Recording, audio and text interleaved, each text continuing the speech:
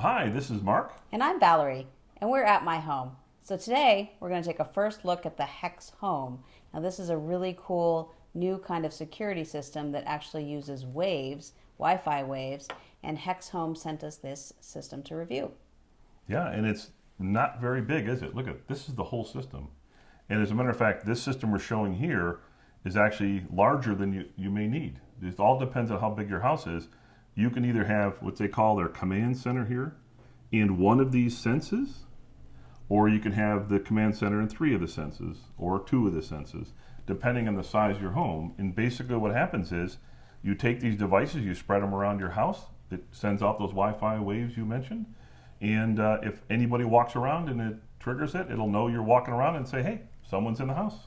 It's that simple. That's really neat. Yeah, so that's it. The command center, and then these little guys here, which are just basically little sense. You don't even need devices. a power supply for those, so that's No, really cool. everything plugged into the wall, so there's no batteries or anything like that to mess around with. Oh, that's really neat. And it comes with a nice app, and you can arm and disarm the system.